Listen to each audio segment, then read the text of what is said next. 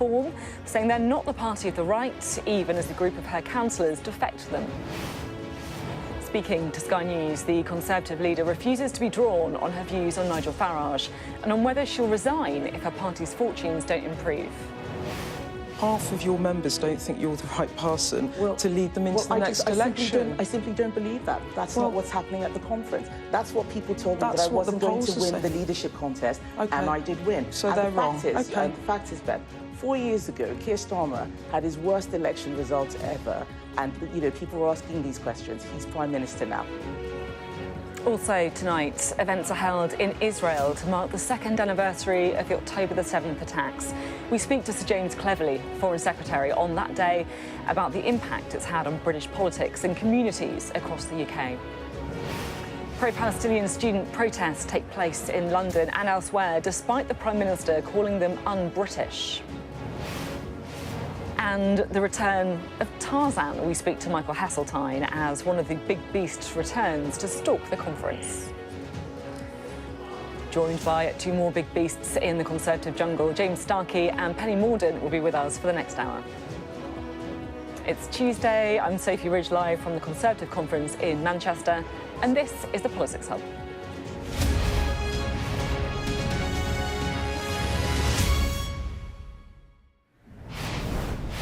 Evening. Kemi Badenoch is at Conservative conference with a point to prove that she is the right person to secure the future of Britain's oldest political party. She's asking for more time to prove herself, just like Margaret Thatcher. So this morning, she said in an interview, pretty much everything that I'm experiencing now, she did, as Margaret Thatcher did. She was written off, there was a charismatic person taking a lot of the attention, and people thought, well, the Tory party's finished, this is the person who's going to be the opposition. No one even talks about him anymore, Jeremy Thorpe. So Kemi is taking her time, we're told, building up to the Thatcherite crescendo that is still, for Tories here, the highest moment for their party. But the thing is, things were different in the 70s. We only had 3 TV channels. TikTok was something a clock did. It was a totally different environment where you did have more time. Now, we're living in the age of short attention spans and grabby social media clips. You can see how Robert Jenrick responds to it, waving a judge's wig on stage, filming endless walking videos made for social media. He's using it to his advantage. Now, you could argue that the sped-up social media environment is a bad thing. You can argue in favour of a more considered, slowed-down approach. But you can't change the age you're living in. You can't turn back time, not even if you're Kemi Badenoch. Well, let's start with the Conservative leader, shall we, in the conference she's having. Our political editor, Beth Rigby, has been speaking to her, and she joins us on the programme now. So, Beth, talk to us about the interview. How was she? She was quite prickly in the interview, and it was more argumentative than perhaps I anticipated it would be. Look, we didn't have much time, so I'd have loved to have done a long policy interview, but I was given about 6 minutes with her. And so really I wanted to ask her about the things that are being discussed here. Does she think that there needs to be a deal of some form with reform? Because that's what her MPs, some of them actively, openly talking about. Does she think that, she said things will get worse before they get better. When does she think she can turn it around? What is her deadline for recovery? And if the May local elections are really bad, she said in an interview with Tim Shipman of The Spectator, when he said, would you resign if you go backwards in May at the elections next year, she said, ask me after the locals. So there's a really live question there, I think, about whether she thinks she can hold on into another year. In a year's time. So I asked her about that. And then, of course, I asked her about reform and Farage and what does she think of him. And she got really annoyed with me asking those questions. And actually, quite a lot of the interview became a discussion about her saying, you're asking me questions that are irrelevant or the wrong questions. So it was quite terse, but I think also it reflects the fact that she's a leader that's quite frustrated because she's trying to get on with the job and everyone is questioning whether she's up for the job or the right person for the job. So in a way I can understand why that's irritating, but that is the fundamentals when you've gone 10 points back in the polls since you became leader. You're losing hundreds of councillors. When we were doing the interview, Reform were literally dripping out more Conservative councillors that have left. I mean, the impression I was left with, Sophie, is she's very determined. She has obviously accelerated the policy platform in order to at least have some stuff to argue, but I still seriously doubt if she can get the megaphone back of Nigel Farage. And I have to say, if that is her approach to trying to communicate with the public, I don't know how that will land. Let's have a listen, shall we, to the interview that Beth was just talking us through. A leader not hiding from the challenges ahead. Hi, Beth. It's nice to see you. Kemi Badenoch trying to get onto the front foot. But there's one party and one politician dominating conversations here in Manchester. Do you admire Nigel Farage as a politician? On what basis? Do you admire him? I don't understand your question. Well, it's just an open question. What do you think of him? Why aren't you asking if I admire Keir Starmer or Ed Davey? Well, I asked Keir Starmer about whether he admired Nigel Farage as well. Well, I know, and I think well. it's very interesting that a lot of the media in Westminster is very interested about asking about Nigel Farage. I'm not interested in Nigel Farage. I'm interested in the Conservative Party. All the other parties are. They're not interested in you. Well, you yes, weren't they even are. name-checked in there. Yes, because of course, because they would rather be fighting him. But what I'm admire saying, him? What do you think of him? I'm not interested in talking You're about not Nigel interested Farage. in him. I just think that your viewers want to know what I'm offering. I'm not offering Nigel Farage. I'm offering authentic conservatism, and that is stronger economy, stronger borders. The Prime no Minister one else said can that he deliver thought it. Nigel Farage was a formidable politician. He didn't mind that question. Do you think he's formidable? Well, I don't mind you asking me questions about what I'm here to talk about. Okay. I think that the important thing is that people know that we're a strong team. He's a one-man band. Since the election, Reform has become the party of the right, miles ahead of you. Your MP, Andrew Rosendale, says he's going to lose his Romford seat to Reform and you need to work together to defeat Labour. Is he right? Reform is not the party of the right. They want more welfare spending. He says you need to work together. They want more welfare spending. They want nationalisation. He says you those need are to not work policies together. that those are not. You don't agree. If I may, those are not policies that we support. Okay. How can you vote Conservative and get nationalisation? We need people to understand what voting Conservative is for. Okay. And right now, that is the job that I'm doing. No deal. A stronger economy, stronger borders. I've always said that. Robert Jenrick hasn't ruled it out. Rather, he's said it's not a priority. Isn't that a sensible approach? It is important that people know what we stand for. Robert Jenrick is not the leader of the Conservative Party. They're wrong and you're right. I think that's pretty obvious, Beth. But the party faithful losing faith in her after a dismal first year. In the 11 months since you've become party leader, the Conservatives have dropped in the polls from 26% to 17%. You've lost 700 council seats, 16 councils, 18 senior Tories have defected. Your personal poll ratings are at -47. How does that make you feel? So I don't let these things distract me. But does it make you feel frustrated? Does it make you feel worried? Does it make you feel more determined? It is. I am absolutely determined to get our party out of this. But I always said that things would get worse before they got better. For how long have you given yourself to turn this around? So I was elected to change the party. That is what I'm doing. And I told people we weren't going to rush out with announcements. When's it going to get better? What I want people to know is that these things take time. Half of your members don't think you're the right person to lead them into the next election. I simply don't believe that. That's not what's happening at the conference. That's what people told me, that I wasn't going to win the leadership contest, and I did win. So and they're wrong. And the fact is, Beth, 4 years ago, Keir Starmer had his worst election results ever, and people were asking these questions. He's Prime Minister now. Badenoch trying to brush off questions about her leadership, but around this conference, her future is the constant question for a political party deserted with a leader failing to make her mark. Beth Rigby, Sky News, Manchester. Well, Beth is still here. She's also joined by our duo for this evening, the former Home Office Special Advisor James Starkey and the former Defence Secretary Dame Penny Mordaunt. Great to have you both with us tonight as well. Well, yeah, I see what you mean about being prickly, Beth. It was, it felt it, didn't it? It did, and the thing that struck me really was at the top of the interview when I asked her, what do you think, do you admire Nigel Farage? And this was exactly the same question I'd asked the Prime Minister a week ago. He obviously has his guns trained on reform, and the way he answered it was very straightforward. He said, I think he's a formidable politician, but Kemi Badenoch got really annoyed by that question. She refused to answer the question. She said, I'm not interested in reform. And you know, I just thought, is there a better approach to that? Because whether you like it or not, Nigel Farage is the competition. You're going to have to take him on, and arguing with me about questions is probably not a good use of time in an interview.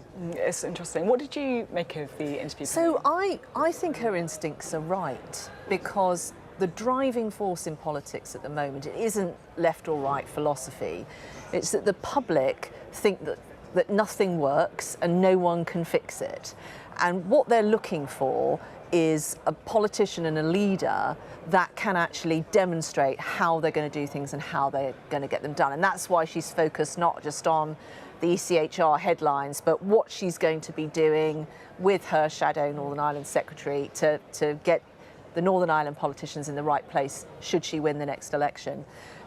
That's what she's trying to focus on. She's trying to focus on energy costs, all of the things that are a worry to the general public. Labour last week were banging on about Nigel Farage because they want to paint him as the official opposition. The reason for that is that Starmer can take on Farage, and that's his best shot at retaining the job of Prime Minister after the next election. We are going to be harder to fight, and that is just the fact of it. So she's obviously not going to want to talk about him. She wants to talk about the issues. I think that's the right approach. What do you reckon, James? I think, I mean, I agree with a lot of what Penny said, but what I would say also is, you know, we've waited a long time for policy, and there's a lot of policy come out of this conference. And I think one of the positive things you hear at conference is that people, councillors, MPs feel they've now got something to go away and sell. But I would say, how do you sell that? So on the doorstep, but through the media. And so, you know, I think one of Kemi's problems has consistently been the way she interacts, and to a degree some of her team, with the media, and they are the medium through which you're going to get this across. And Farage has done it very well, and it's understandable why those questions are asked, especially when you've got a shadow minister in her own kind of shadow team, Andrew Rossendale, saying we should do as pact. And so I think you just, you know, you can take any view you want on the media, but ultimately they're there, and you're going to have to be able to, you're going to have to work with them to get your message across. The other thing I'd say as well is you made this point too about the length of the interview. Yes. If you've only got 5 minutes or 6 minutes, then... And that's a cut-down interview. So what I wanted to do was I really wanted to ask her about either economic policy or border policy. But if you have... What I actually had was a 5-minute slot. It got slightly extended. It is literally impossible to do that. You cannot have that discussion.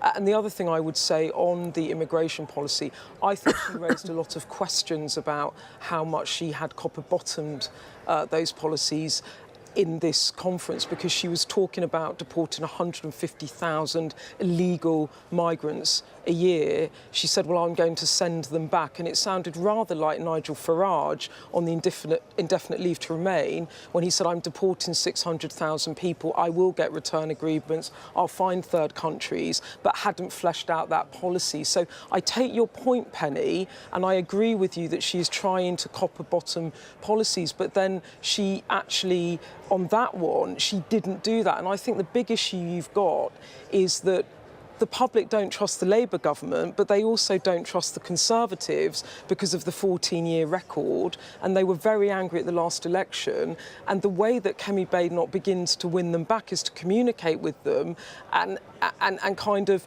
leaning into it rather than, I would say, being defensive about things. Yeah, I think she should do long interviews. She does need to explain policy, and that is in part how you build trust. But the difficulty and the disadvantage parties that have done their homework have in comparison to Nigel Farage is that people's attention span is so short these days. We know from social media and how people get their media. You're talking about 20 seconds. So the challenge for any politician now is, how do you communicate very complicated things very, very succinctly, and that is hard to do in interviews. Can I ask, because you both are very well connected, you've been talking to a lot of people at conference, how much mumblings are there about Kemi Badenoch's leadership? I mean, are we in kind of challenge territory, or is that on the horizon, James? I think that's one of the interesting things about the conference.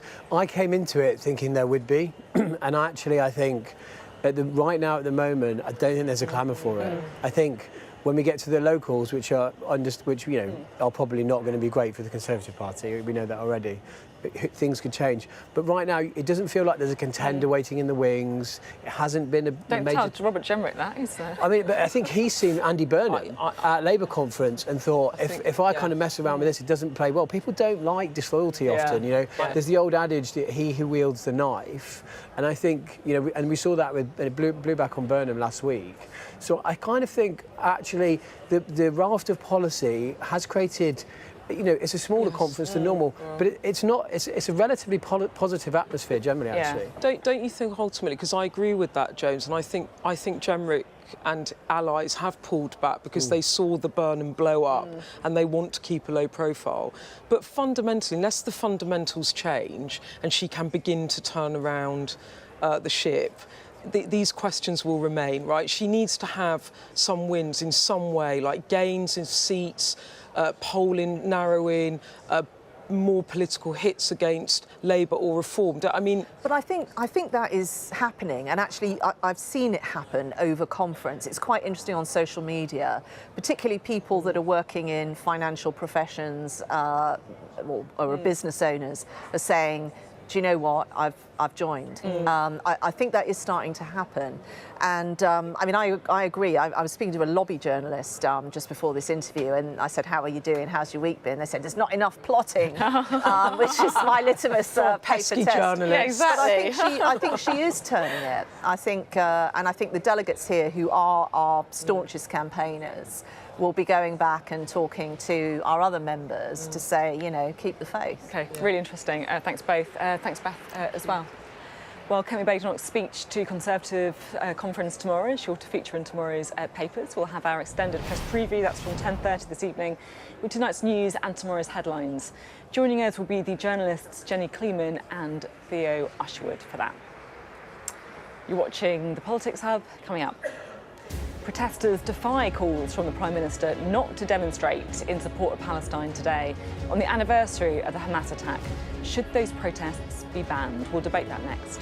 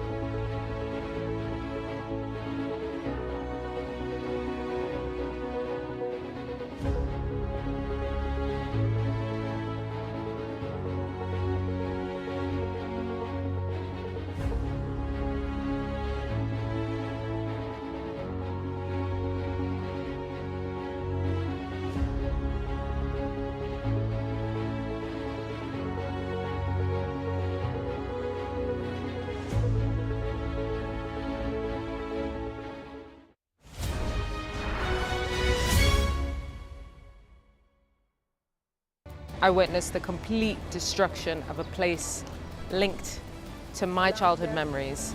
This is insane. I'm Yusra Al-Bagher, Sky's Africa correspondent based in Johannesburg, South Africa. I felt awe when we saw the mountain gorillas in Rwanda. We call him the king of the jungle. This is the alpha silverback. Sky News, get the full story first.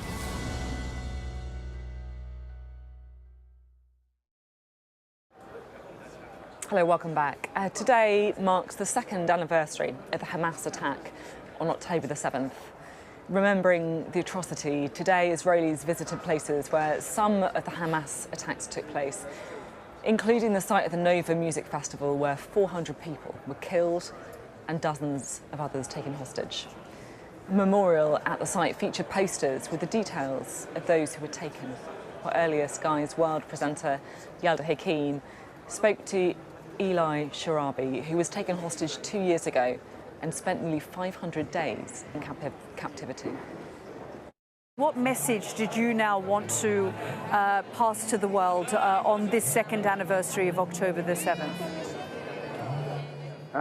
Nobody can forget, I will not let anybody to forget what happened to Israel on October 7th, to my family, to my wife and my daughters. That this Hamas terrorist doesn't have any boundaries. They didn't care if they kill Israelis or British.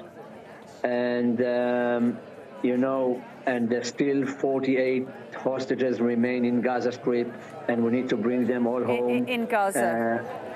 In Gaza. And, and only then Israel can start to heal from this trauma. Well, events are continuing into this evening. These are live pictures now from Tel Aviv, where people are gathering to mark the anniversary and also to call for the return of the remaining hostages. Back here in the UK, pro-Palestinian protesters have defied calls from the Prime Minister to not demonstrate today on the anniversary of that attack. Several protests were held across the country, including in London, Manchester and Sheffield. Here's our social affairs correspondent, Becky Johnson.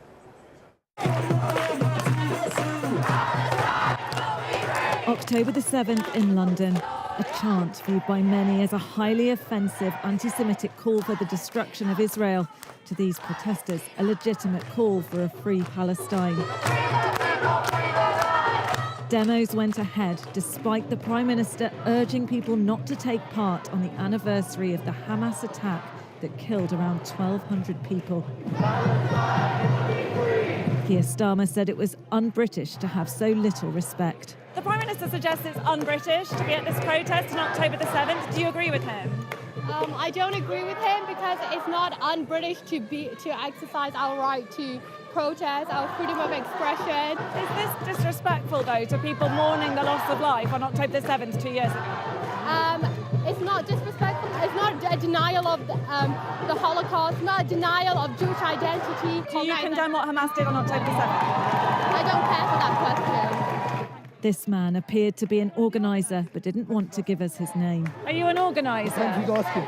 You want to know what I think? Yeah. I think the Prime Minister is disrespectful to the thousands of Palestinians who are killed every single day in Gaza. That's what I think. We love Jewish people. I love Jewish people. We hate Zionists. The war could end today, but Hamas have refused. This Jewish man came here to share his anger. He told me he feels unsafe in London at the moment. The war could stop. Un-British behaviour, as Keir Starmer very Britishly put it. Okay, these people should be under arrest for incitement. They could do this October 5th, October 6th, October 8th, October 9th. In fact, they probably are, and they pretty much have done every day, just as they did on October 7th, 2023. Okay, and to do this today is mere incitement. But Sky have also been inciting, okay, and you only have permission to publish this if you include that. There was hostility towards the media on both sides. Please don't get in the faces of protesters. But they're on a public street in London. It's common decency, don't get in their face. So the Prime Minister says that this shows a lack of respect and is un-British. Do you agree with him? I've said we're not going to give comment to Zionists. You're disgusting. I think condoning genocide is disgusting. Oh. This video from North London was circulating on social media. A woman cutting down ribbons put up for the Israelis still being held hostage in Gaza. These protests are now raising serious questions. Where is the line between legitimate demonstration over the war in Gaza and anti-Semitism? And what is acceptable on the streets of Britain? If this is un-British, what can the British government do about it? Becky Johnson, Sky News, Central London. Well, let's bring in James and Penny. I mean, parts of that report just kind of make you just despair, I'll be honest. It's just so thorny, it's so difficult. James, some people will be saying they've got to protest because they believe a genocide is happening and that babies, children, innocent civilians dying, they need to protest to try and change something. Others will be saying this is October the 7th. As the man said there, it's incitement in his view. Where does your money fall? I think the protest should have been banned. Look, we've had too often in this country politicians stand up and say things are not acceptable. And that's what we kind of heard about these protests, they're not acceptable, yet they do nothing about it. So people who are sat at home, and we hear constantly, oh, anti-Semitism is not going to be accepted. But we accept you saw a gentleman there almost in tears because he felt under attack, and we're allowing it to go forward on October the 7th. I think it's just going to cause more anger amongst the public, especially when you have the conflict of, you know, the report ended with what's the government going to do. The government can ban that. They can. I mean, and if there's not current legislation, they can bring it forward. I don't think free speech should be a carte blanche to allow you to say anything and make people feel intimidated, and that is what some of this is doing.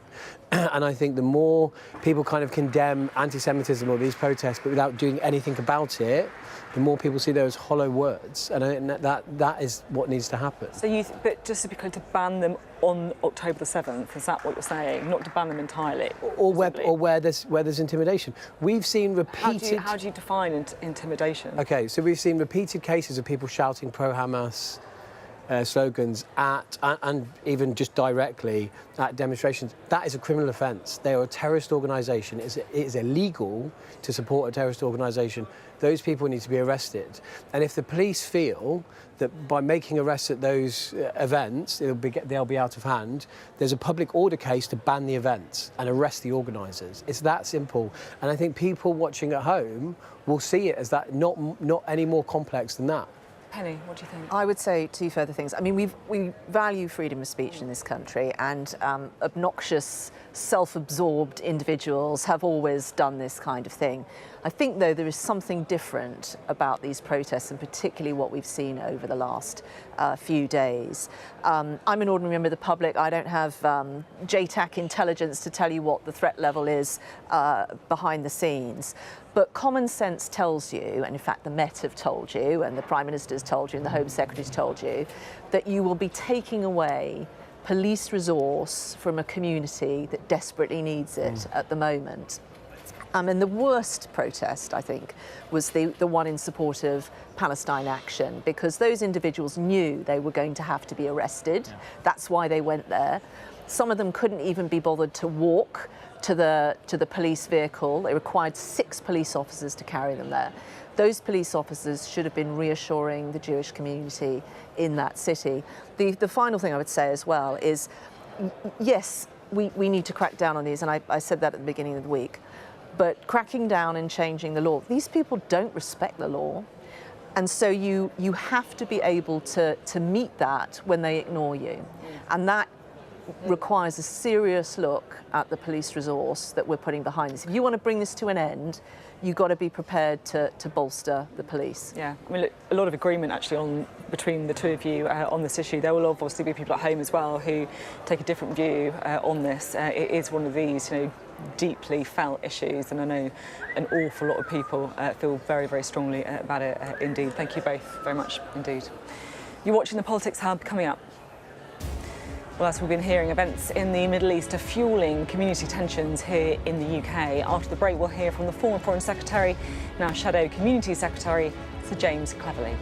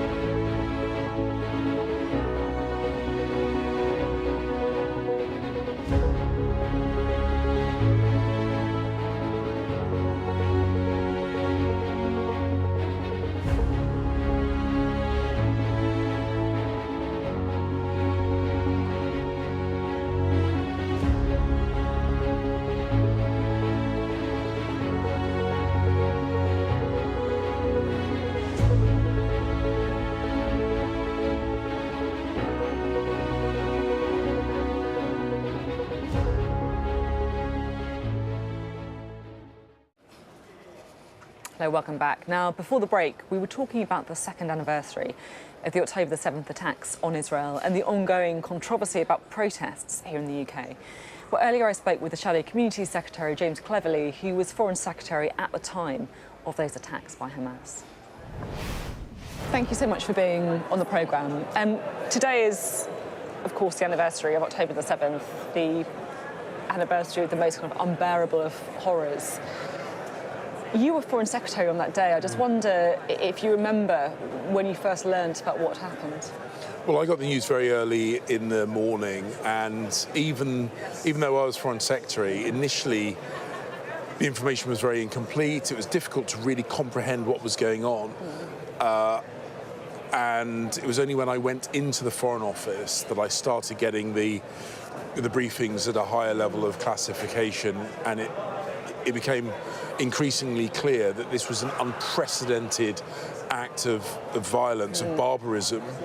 And I then went to Israel within a couple of days and visited some of the communities that had been under attack, met some of the families who had loved ones taken hostage and kidnapped. I mean, now we've got this anniversary, and I really, really hope that the work that President Trump is doing with others to bring an end to the conflict, to get the hostages home, and to get a sustainable future for the Israelis, for the Palestinians, and end this conflict. I'm incredibly hopeful because, unfortunately, the circumstances are terrible. You say you're hopeful. Are you optimistic? Like being in foreign service knocks some of the optimism out of you, and I want to see this happen. I think it's in everyone's best interest that this happens. You know, too many Israelis, too many Palestinians have lost their lives, but ultimately, Israel wants to make sure it is secure within its own borders. That is absolutely legitimate.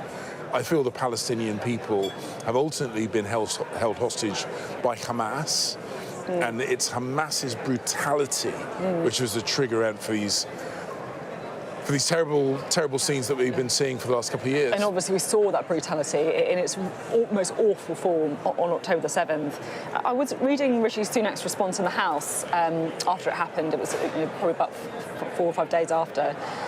And he said, as a friend, we will continue to call on Israel to take every possible precaution to avoid harming civilians. Humanity, law, decency, respect for human life, that is what sets us apart from the mindless violence of the terrorists. I just wonder, 2 years after he made that statement, what are your sort of reflections on Israel?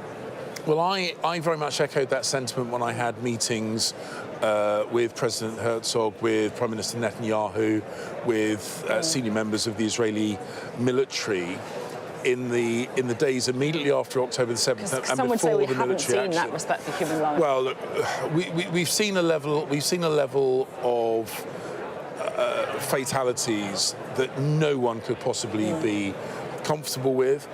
I have, both publicly and privately, regularly called on Israel to exercise restraint. I've said it is in their best interest to be seen to be exercising restraint. Ultimately, Israel wants to continue having a strong relationship with the Arab world, with the Palestinian people, and it is therefore in its best interest. This is a terrible conflict. The quicker that it can be brought to a conclusion, the better. But it has to be a sustainable conclusion, and we have to see Hamas release the hostages, and I think it will be very difficult to persuade Israel not to continue its action until that happens. I want to ask you about the protests as well, because we have seen pro-Palestine protests, and the Prime Minister has described those scheduled for today as un-British. He says they've been used as a despicable excuse to attack Jews. Do you agree with the Prime Minister on that? Well, I cannot understand the motivation for protests of this type so regularly. The tone has become increasingly distasteful. The timing has been distasteful. We're seeing superficially pro-Palestinian protests mutate into clearly anti-Jewish protests. And I was reminded, actually, that the first of these protests took place after the attacks on Israel and before any military action by Israel. And sadly, I do think that they have been hijacked by bad faith actors. But do you think then that like anyone going on a pro-Palestine protest today is doing the wrong thing? Yeah. Anyone? Well, Even it's if just they are, I can't you see. know... I cannot see when people say, "Oh, we need to highlight what's going on in Gaza." Well, there's nobody that doesn't know what's going on in Gaza. We see it on our TV screens regularly, and I can't understand how people say that they have to take to the streets so often on because Saturdays. They may feel very strongly about well, it. Well, feeling right? strongly is one thing, but when routes are chosen so they go past synagogues on the Sabbath, it feels as if a large part of these protests is actually about intimidating the British Jewish community, and that is totally inappropriate. It's look, it's been an absolutely kind of heart-wrenching conflict, and it's very difficult to, I guess, talk about anything else after we've spoken about the horrors that we've seen in the Middle East. But look, we are here at conference, so I do want to ask you a bit about your party Sure. as well. We spoke to your leader, Kemi Badenoch, this afternoon.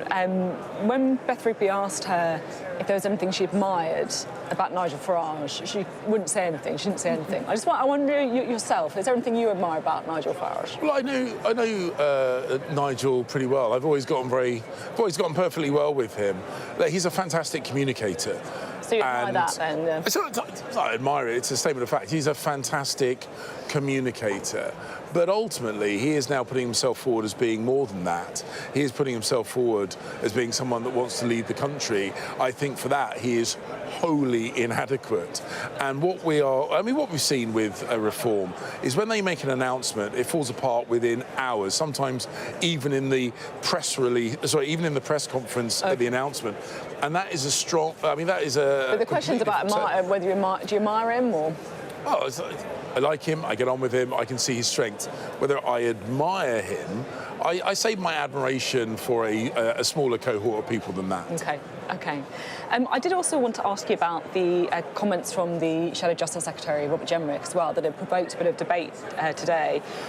He said that Handsworth in the West Midlands was one of the worst integrated places I've ever been to. In the hour and a half I was filming news there, I didn't see another white face. I just wondered what you made of his comments. Well, it's I think, really important, and I said so in my speech yesterday, it's really important that we remember why the UK has been such a successful multi-ethnic country.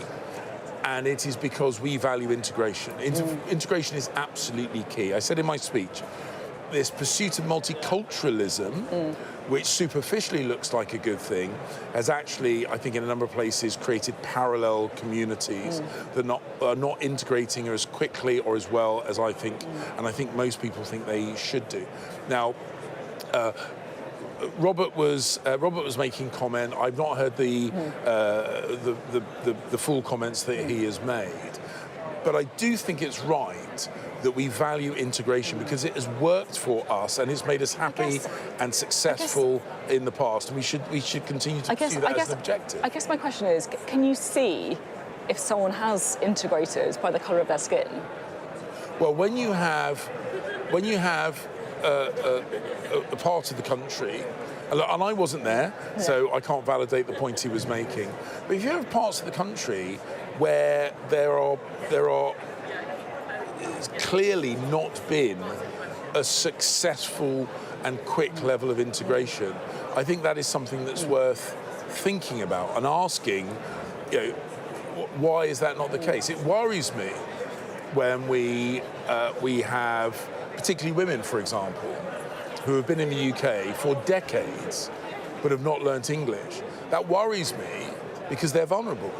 It worries me because it's harder for them to reach out for help and support. These things matter. And look, chose his words, and he was trying to make a particular point, and that's up to him. The point I would make is if we shy away from saying we should all play by the same rules, that laws should be dispassionately and universally applied, that integration is important, and that does not mean sacrificing your faith. It does not mean sacrificing your ethnicity, but what it does mean is that we respect a long tradition of like rubbing along together. That is something we need to address, and if we become so scared of discussing it, I think that's a problem. It's been really interesting to talk. Thank you very much. Cheers, love. James Cleverly speaking to me a little earlier. Right, let's talk again, shall we, to Penny and James. Penny, what did you make of the comments? I'm interested in the debate we had at the end about what Robert Jenrick said about integration. What did you make of James Cleverly's response, and what's your own view on it? So look, we know we've had issues with this, going way back, FGM, obviously the grooming gangs issue, that there are those cultural issues. I mean, I particularly agree with James about often older women who have very limited options because they can't speak English. That's why when Sajid Javid was at the Department for Local Government, he invested in English language lessons because of the experiences he'd had and he'd seen in communities. But I think we also have to look at the bigger picture as well. 2 years ago, in the wake of those terrible attacks, government ministers were dispatched around the country to visit communities, to provide reassurance, particularly to the Jewish community. I went to another great city and I learnt that the Muslim community had come over to show solidarity and support with the Jewish community. When I asked them why they had done that, they said because after 9/11, when the public were baying for their blood, the Jewish community came and stood between them and a mob. And we have decades of good work between all faiths and all communities in this country. We're not a hellscape. Some people try and paint us as that. We are not. We're a great place. And we have to remember that. We have to remember what good looks like as well as what bad looks like. You say we're not the hellscape that some try to paint us as. And I know you're probably talking about reform a bit there, but do you think that Robert Jenrick is, I guess, straying into that a little bit when he talks about areas with no integration? No, I mean, I didn't hear his full comments. I know Robert very well, and I think he's not that. He's always looking at the positive. Certainly when he held the brief in the Home Office, he was always thinking about why more people actually didn't want to go for British citizenship, for example. We've got a lot of people who come to live here but don't want to become citizens of this country. I was very worried when I was at MOD that there were some people that would go and fight for a foreign nation over and above considering joining British Armed Forces. So it's right that we look at these issues, but let us put it in perspective and let's look at the good work as well as the problems. James, what do you make of it? I think they're unwise words. From Robert Jenrick. From Robert Jenrick. I think I certainly don't want to be a member of a party that judges people on the colour of their skin. I think the point about integration is a fair point. It's a discussion I think the country's having to a degree now in each party, in different ways in the Conservative Party, I think in Labour, in the wider country, about that integration issue. But let me say this, my daughter goes to a predominantly Muslim school. Around the time of the marches a couple of weeks ago, they had to put a message out because a 13-year-old girl that my daughter knows, who's wearing a hijab, was shouted at by grown men and told to get out of the country. Yeah. And I'll be honest, I think that's where that kind of language gets you. That's interesting. The kind of language around...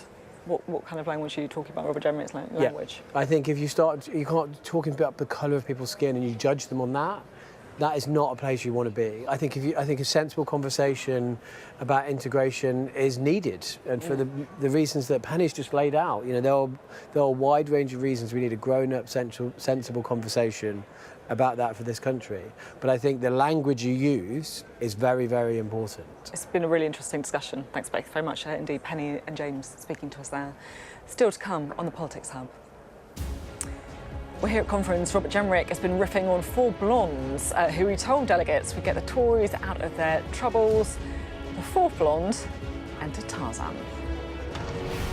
Coming up on the UK Tonight at 8, pro-Palestinian protests at UK universities despite warnings from the Prime Minister. The demonstrations on the anniversary of the October 7th attack would be un-British. Plus, as Robert Jenrick stands by his comments about integration in Handsworth, Birmingham, I'll be speaking to the Mayor of the West Midlands. And car owners could be in for a windfall amid a compensation scheme for millions of unfair finance deals. All the details and much more to come on the UK Tonight from 8. I'm Cordelia Lynch, Sky's Asia correspondent, based here in Bangkok. These slums, once gripped by fear and death. There is far less bloodshed now, but it hasn't gone away. Who's asking you to kill? The police will give me the orders, and after I kill the target, I throw the gun away. We try our best to uncover and unpick a fast-changing and deeply complex region. These large waterways provided an excellent source of body disposal. This is the Buriganga River, where victims who'd allegedly been shot dead were dumped. Sheikh Hasina, how confident are you that she will stand trial? She will stand trial, there's no doubt about that. We're going to take you to the very heart of a criminal network, going undercover inside Southeast Asia's scam centres for the very first time. We won't have any problems with police, it's okay. Just seen Imran Khan leave, and as we understand it, he's just been shot in the leg. They have decided that the only way they'll allow elections is if I'm inside jail or killed. Sky News get the full story first. Chinese vessels start encircling the boat we're on, blocking its path. The Chinese are now deploying water cannons, firing it directly towards our boat. We've discovered doctors across Delhi dishing out pills like this, claiming they will provide a lifelong cure for homosexuality. Rohingya people fleeing an escalating civil war. The situation here in Cox's is desperate. An already insecure place does feel a lot more precarious. What might happen if Russia attacked the UK? This is clearly an enormous show of force. It is definitely out of the ordinary. We ran a war game with former ministers back in the hot seat. Ben Wallace. Amber Rudd. Jack Straw. It's the kind of war game that's genuinely tested inside government. The Russians are signalling that there may be an attack. Russia knows our weaknesses, but do you? I'm Deborah Haynes. From Sky News and Tortoise, this is The War Game. Listen wherever you get your podcasts.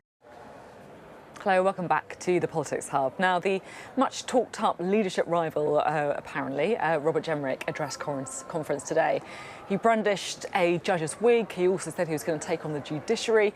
And he riffed on 4 blondes, who he said would get the party out of its predicament. I know you are all wondering, who's the 4th blonde? And I mentioned at the beginning, the one who will point the way to how we recover the fortunes of our party. Is it Margaret Thatcher? Not this time. Is it Boris Johnson? No. Lord Heseltine. Well, there you go. Our very own John Craig caught up with Tarzan himself. He's not always been too keen to show up to Conservative conference in recent years. And John asked him what he thought of Kemi Badenoch's policy about taking the UK out of the ECHR. Well, if they want to be elected, they have to appear to the centre ground of British politics. And I think they need to perhaps focus on the ageing of the Conservative Party. Some of my dearest friends and loyalist colleagues, but the fact is they're now relatively old, and there's a new generation. And that new generation has to be brought on side by the Conservative Party. And the sort of rhetoric that we're beginning to hear in some parts of the Conservative Party is not designed to do that. Well, John's here joining Penny and James. John, how was Heseltine then? Amazing. He's 92. And he rolled back the years. He spoke at a fringe meeting, European movement, and he talked about the ECHR. The policies he attacked were leaving the ECHR, the changes on climate change, net zero and all that, and also the demonising of asylum seekers, the sort of language that he said that, like calling them rapists and criminals and so on. Incidentally, you said he'd not been for a few years. I said, when were you last here? And he said 1997. He hasn't been since 1997? Yeah. So when he was in government with John Major, and he said that he hadn't been to a Tory conference this century. You mentioned Robert Jenrick. Robert Jenrick went on to talk about, tell a story. He claimed that... Jenrick said when Heseltine was a young man back in the 70s, under Margaret Thatcher, he'd wake up every morning, ask his wife, how am I going to fight Labour today? I said to Lord Heseltine, is that true? He said, not exactly, because it was actually Ted Heath, not Margaret Thatcher. So, there you go. But he was on great form at his fringe. Do we think that the kind of days of, Heseltine Conservative Party are over? The kind of One Nationers or the WEPs, if you like, has it had its day? Well, he's here, isn't he? He's here. That's a very interesting factor on. But look, I would go back to what I said at the top of the programme. People don't think in these, the public don't think in these terms. The overwhelming desire for them is that whoever is in power actually makes stuff happen. They don't really care if it's a red cat, blue cat, turquoise cat. They want some mice caught, they want some boats stopped. That's what they want. And so you have to, Kemi has, she's gone away, thought about this, tested it, and she says this is the only way we can do this. And I think the public respond to that well. What do you think about Tarzan? Is there a home for him? I think centre ground is one of the most infuriating terms in politics, because whatever position you're in, you always describe it as the centre ground. It's what Blair always said, didn't he? Tony Blair always said you win in the centre ground. Because everyone thinks that they are in the centre ground. And so if you win, you get to define the centre ground, but it means all things to all people. John, how do you think this Conservative conference compares? It's been a bit flat, with a few exceptions. Now, Robert Jenrick really brought it to life, I thought. He got off to a rather bad start, didn't it, with the leaked video of him, or recording of him talking about Handsworth in the way he did. But it was a great theatrical... When he brought that black box on, oh goodness, what's in there? It's like a magic show. And my mind went back to, this is a long time ago, Edwina Currie with her handcuffs. Do you remember that? No, you're all too young. I don't remember this. Currie brandished some handcuffs at a Tory conference in the 80s. Yeah. What about Law and Order? I'm guessing that was But she'd go down well in the social media age, right? That'd be all over Twitter. But his speech was great. There were good jokes. He was very funny about David Lammy. He absolutely ripped into Lord Hermer, the Attorney General. He was strong on attacking Sir Keir Starmer as well. And for once, the hall was full, and he got a great reception. So follow that, Kemi. There you go. A little bit flat. Fair, do you think, or? I think it's been totally flat. As I said earlier, I think there's been like a kind of OK mood around. There's not kind of some negative drama hanging over it. There's quite a lot of policy, and if you come to a party conference, you do get the kind of people who weirdly quite enjoy talking about policy. You had a good time, Penny? I think we're going to be in a better position at the end of the week than we were at the start. That's my assessment of has it been a good week. And I think we're there. I think the delegates have liked the policy announcements. I think they're going to go back with a bit of a spring in their step. And we're doing all right. We've got a long way to go yet, but we're doing all right. But what about our poll that shows half the party members want Kemi to go? Well, I think the people you've got here are our activists. Those are the people that are out campaigning. Those are the people that are doing the hard yards. I think they're going to go back. They'll be in their local Conservative club talking to the other members, and I think you'll see those numbers change. There we go. We'll have to see. Nice to end with a little bit of positivity and optimism. Always good. Thanks both very much indeed. Great to have you on the programme. And John, always good to have you on the Politics Hub. Now, I have to say, it is a little bit of an emotional day for me because it's actually my very last Politics Hub. And I have to say, it's been a total blast. We've interviewed Prime Ministers, we broadcast live from a prison, we drunk Angela Rayner's Venom cocktail live on air. Once my producer secretly switched my auto cue to French, so look, there's never been a dull day. I'm moving to breakfast. Mornings with Ridge and Frost is going to start on November the 3rd, which I'm really excited about, despite the early alarm. And I also really hope that you'll join us there for that morning programme, and then look, maybe we can get through those early starts together. Darren is going to be right here for your Politics Hub Fix tomorrow night, Darren McCaffrey.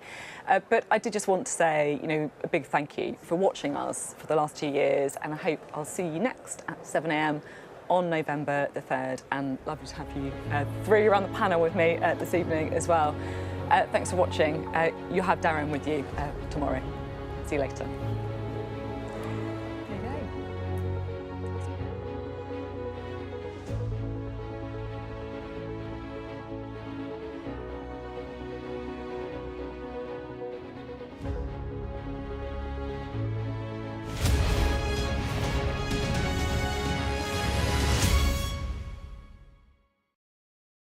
I witnessed the complete destruction of a place linked to my childhood memories.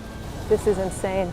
I'm Yusra Al-Bagher, Sky's Africa correspondent based in Johannesburg, South Africa. I felt awe when we saw the mountain gorillas in Rwanda. We call him the king of the jungle. This is the alpha silverback. Sky News, get the full story first.